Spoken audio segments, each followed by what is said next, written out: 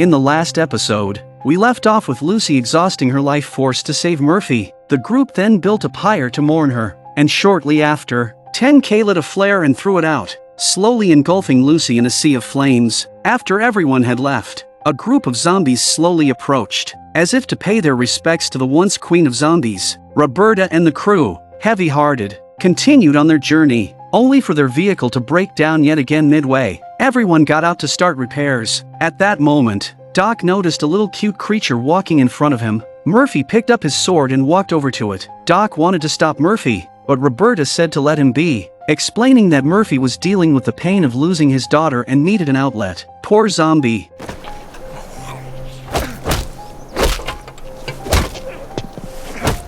Once the car was fixed, they pressed on. Suddenly, they heard cries for help. Murphy immediately had Lily stop the car, wanting to relieve his pain through righteous vengeance, but Roberta held Murphy back, reminding him not to act rashly. They arrived at a house to see a woman lying on a Ferris wheel, with a hungry horde of zombies below. This was going to be a tricky situation. Suddenly, Doc had an idea. He climbed on top of the car and started banging on the hood to attract the zombies. As the zombies approached, Doc quickly retreated into the car and exited through another door, leading the zombies inside. Come on, come on. Good zombie. Hey, keep your hands and teeth inside the ride at all times.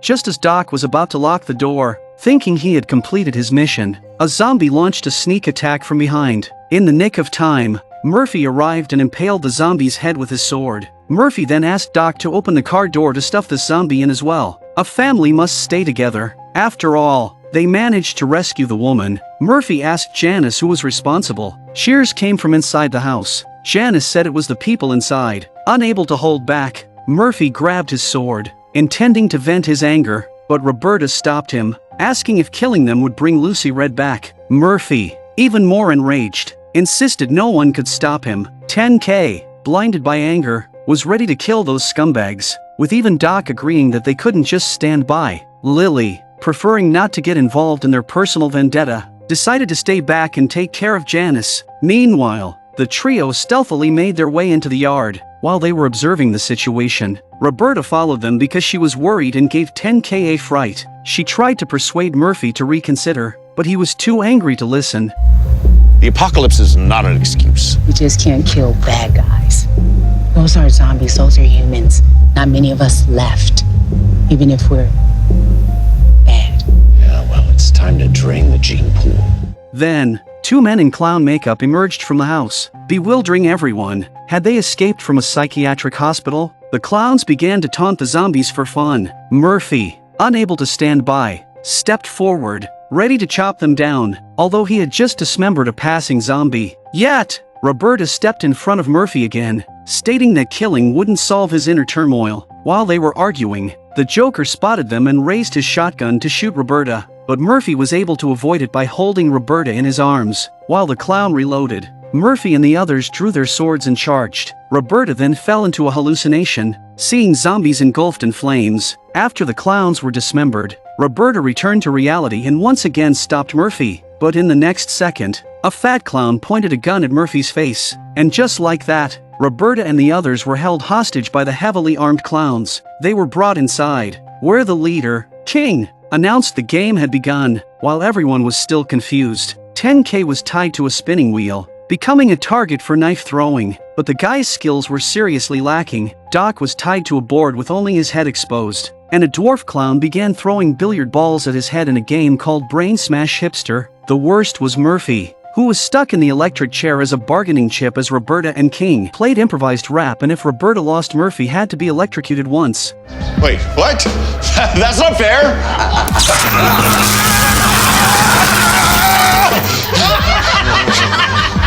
Roberta kicked off a rap battle with King.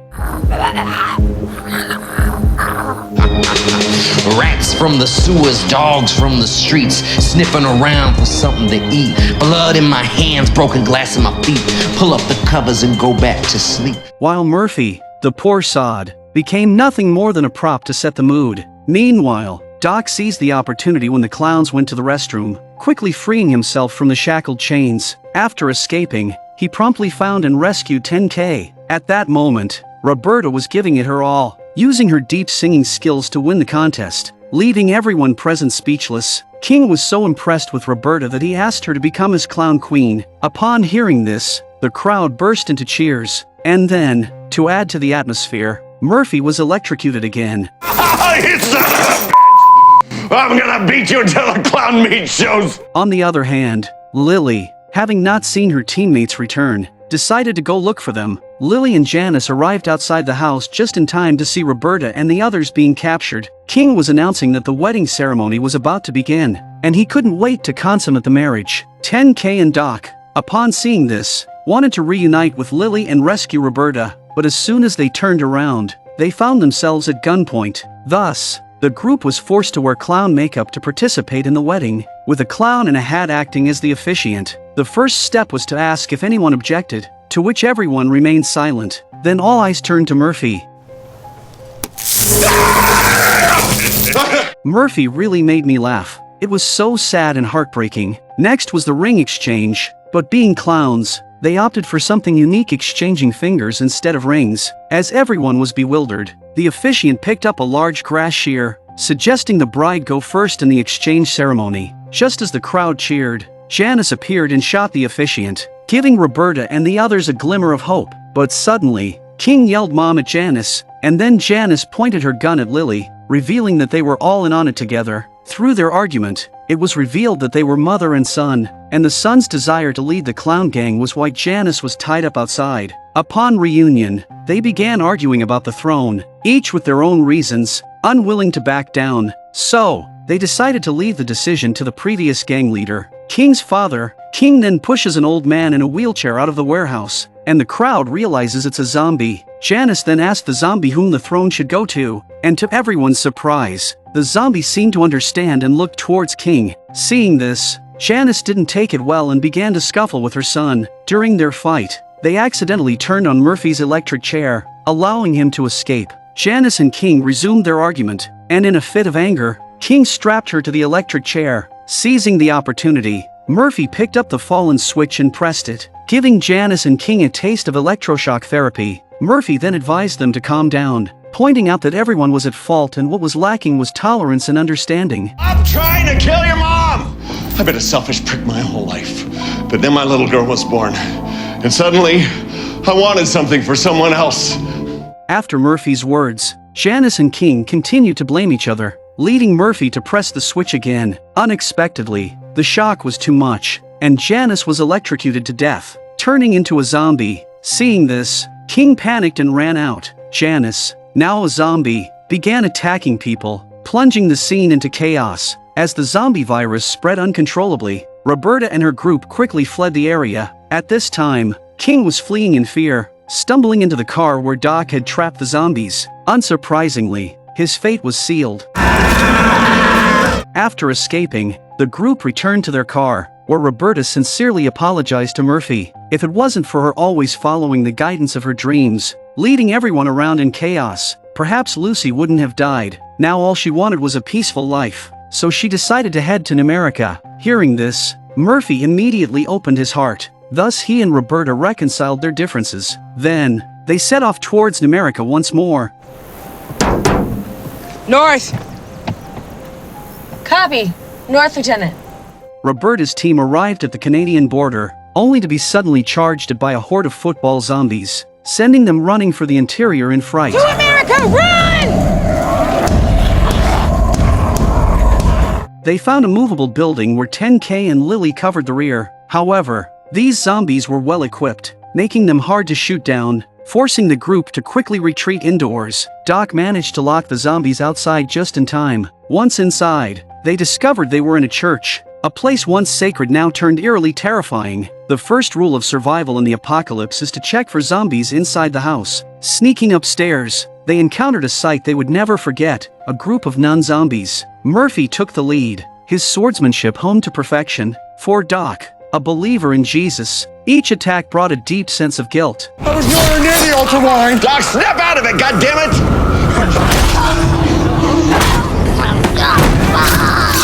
Eventually, through their coordinated efforts, the non-zombies were quickly slaughtered. The sound of gunfire and fighting just now attracted hordes of zombies who surrounded the church. No one knew how long this place could last. What's more unfortunate is that their water and food are all in the car and they haven't taken them down. As the zombies showed no sign of dispersing soon, the group gathered to discuss how long it would take to reach America. But then Roberta threw a wrench in the works, saying it might not be safe to go there either. In Roberta's dreams, black ashes covered the world, turning Earth into a hellish landscape. Given their experiences so far seemed related to Roberta's dreams, Doc suggested Murphy enter Roberta's mental world to see for himself. Initially, the man's bullet had caused Roberta to be splattered with Murphy's blood, thus potentially allowing Murphy to enter her dreams. Without verification, they would remain restless. Thus, Roberta and Murphy stood in front of the church, attempting to connect mentally. After several tries, Murphy finally entered Roberta's dreamscape.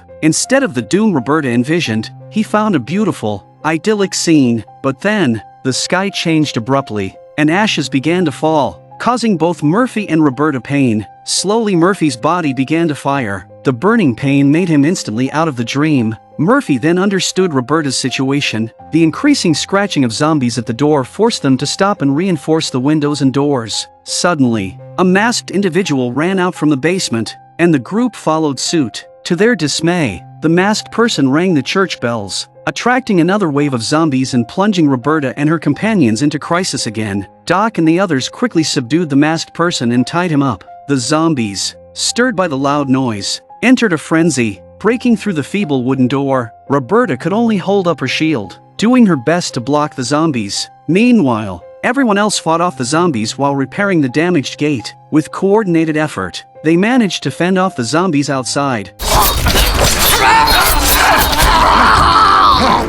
Then, they began interrogating the masked man. It turns out that this guy is a doomsday treasure hunter. This time he came to this church as looking for a finger bone. It is said that this is a saint left that can cure all the diseases. But Roberta wondered why he would ring the bell and endanger everyone. Lewis is sorry. After all, there are too many bad guys in the middle of the apocalypse. Just then, the zombies' assault grew fiercer. Lily said the gate was nearly at its breaking point and they had to flee immediately, but they were surrounded. With zombies blocking every exit, how could they possibly escape? At that moment, Lewis spoke up. He said there was a cellar under the church where they could temporarily hide from the zombies. Hearing this, everyone sprang into action, but by then, zombies had already begun flooding into the building. Soon, a cellar appeared before their eyes. Lewis jumped down first, while 10K, armed with a shotgun, bought everyone some time to escape. Once everyone had jumped down, 10K followed closely behind. After everyone was safely inside, Doc and 10K quickly sealed the entrance, finally blocking the frenzied zombies. Then, they started walking deeper inside, where it was even more eerie and terrifying than above, with chilling skeletons placed all around. Soon, they saw a stone sarcophagus. Lewis was very excited when he saw it. The finger bone he was looking for should be inside. He told them about the experience of the saint. Avaria. As she was a young girl, said that God gave her the gift to cure people. Lay her hands on the sick, and she never asked for a penny. Just then, Doc rushed over, saying the path ahead was blocked by a wall, so Roberta forcibly commandeered Lewis's pointy picks. As everyone took the crowbar to smash the wall, Lewis shared his story with Roberta. He used to be a car mechanic. When the zombie virus broke out, his best buddy turned into a zombie. Under the pressing circumstances, he had to end his buddy's life with a wrench. Back then, screams were everywhere, and he was curled up in a corner, crying in fear. Then, a light shone on him. It was a candle of the Virgin Mary, guiding him in the darkness with the promise that if he found Teresa's finger bone, it could cure all the diseases in the world. After hearing this, Roberta felt they were very similar. Although she didn't believe in Jesus, they were both trapped in illusions. Lewis's words opened Roberta's heart. Perhaps this was their mission. Roberta then prepared to help Lewis. She went to get the crowbar from Doc and asked Murphy to pass it to Lewis, allowing him to fulfill his mission. As Lewis was prying open the sarcophagus, Murphy shared his worries with him. His daughter, Lucy, was similar to the Saint Teresa. Both aimed to save humanity, but both encountered unreliable fathers and died because of them. The difference was Teresa was killed by her father, while Lucy died trying to save hers. Yet, Murphy blamed himself, thinking if it weren't for him, Lucy wouldn't have left this world. Lewis consoled Murphy, saying that dying to save a loved one is the purest act in the world, and Lucy in heaven wouldn't want to see him blame himself. Hearing this, Murphy's heart was opened. He ran to his companions to get a chisel, and then he and Roberta started to help Lewis pry open the sarcophagus. As they exerted force together, a crack was opened in the sarcophagus. Then, a gas seeped into it, and upon closer inspection, it was found to be the gas emitted by the dead zombies. Soon, noise came from the sarcophagus. The dead bishop inside had turned into a zombie and began pounding on the sarcophagus. The next second, the zombified bishop lunged at them. Everyone scrambled to avoid it, but Murphy was accidentally caught by the bishop. Seeing this, Roberta quickly hooked the zombie bishop and blew its head off. Afterward, Lewis searched the bishop's body, only finding a cross and no sign of St. Teresa's finger bone. Refusing to give up, Lewis jumped into the sarcophagus to search, but found nothing, his faith collapsing in that moment. Just then, a bell rang outside. Everyone rushed to the cellar door to find the zombies had left. As they prepare to leave, Roberta discovers a little girl lying in the rubble, holding the knuckle bone that Lewis is looking for. After handing over the finger bone to Lewis, the group prepares to go their separate ways. To express his gratitude, Lewis gave Roberta a battery. After Lily connected the communication equipment, they heard Kaya's message, but due to poor signal, they couldn't contact Kaya and decided to head to the United States in search of a signal tower.